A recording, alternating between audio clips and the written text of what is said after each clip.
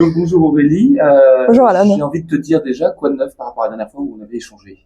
Alors beaucoup de choses, hein, beaucoup de sorties en imaginaire et donc le dernier au fleuve qui s'intitule La harpiste des terres rouges.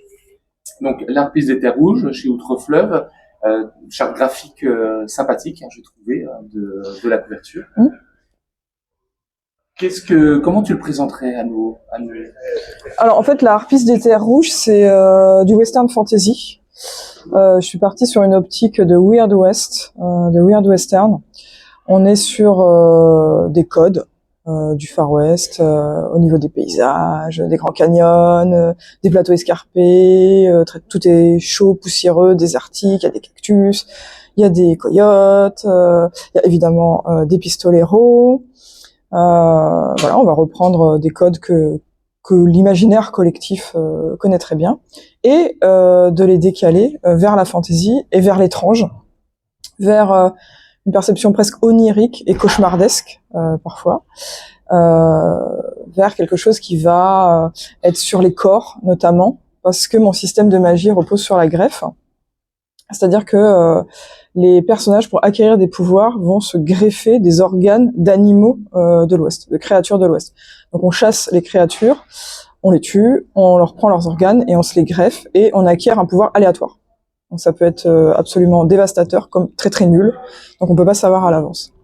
Donc voilà, c'est quand même un système de magie assez bizarre. Et bien sûr, comme tout système de magie, il y a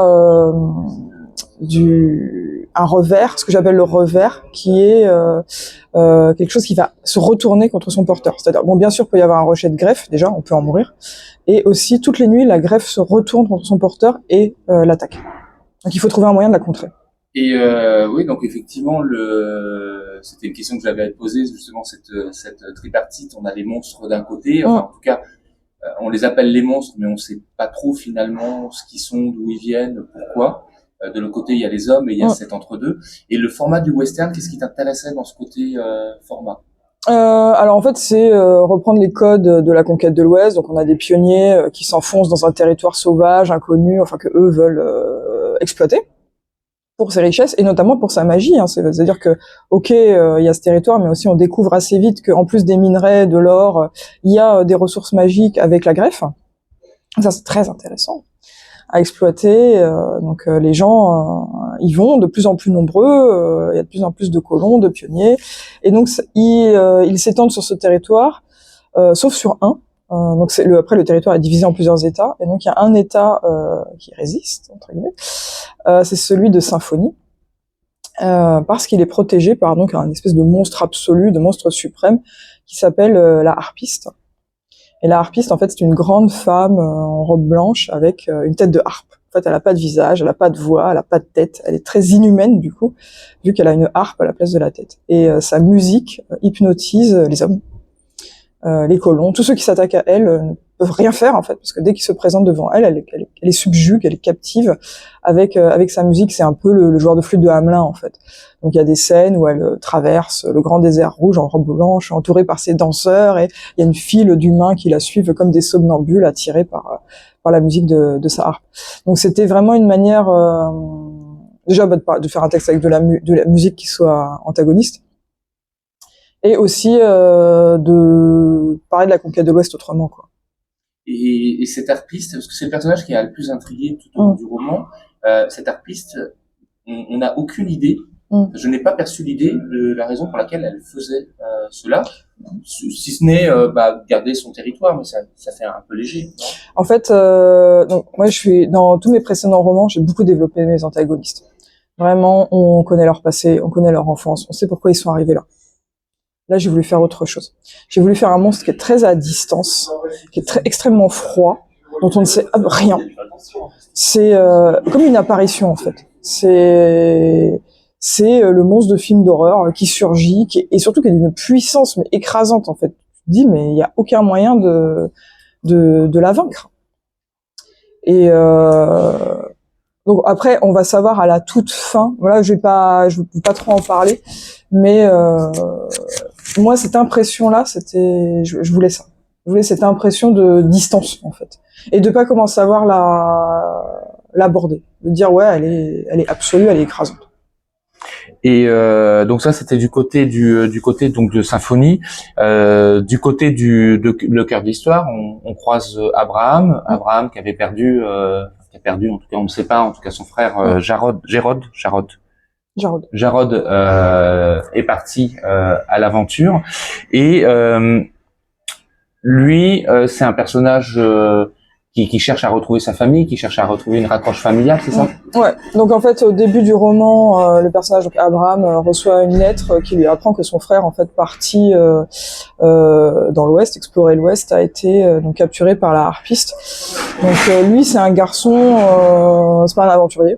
C'est un garçon très doux, très calme, qui était resté du côté de sa mère jusqu'à présent. Et donc en plus, sa mère meurt au début du roman.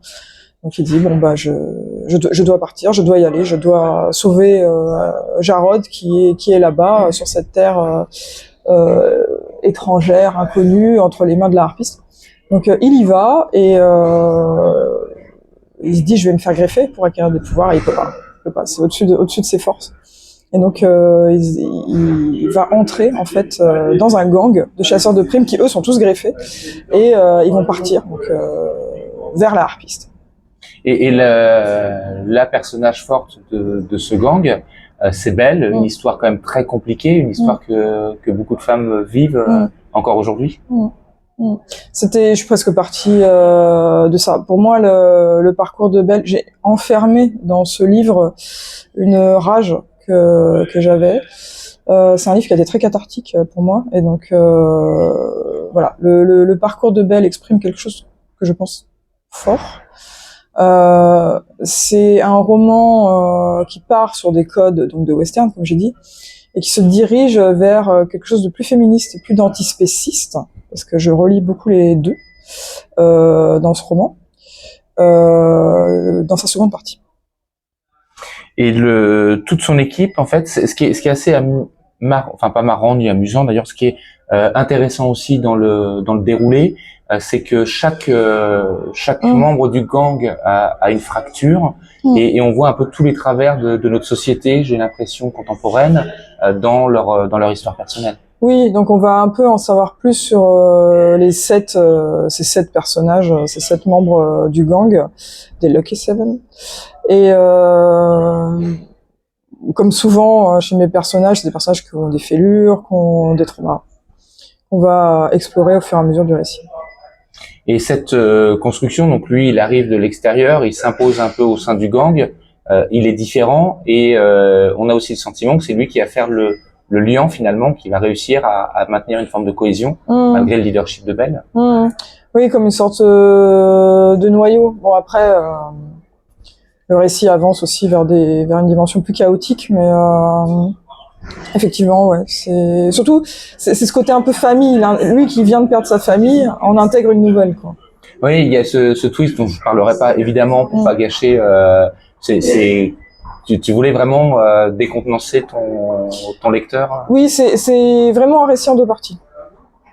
Comme l'épée et la famine et la peste qui tournaient sur un pivot, la harpiste tourne aussi sur un pivot. Donc ce livre aussi est mis en avant par Outre-Fleuve pour le mois de l'imaginaire. Oui. C'est un des 2 titres avec Régulation. Oui.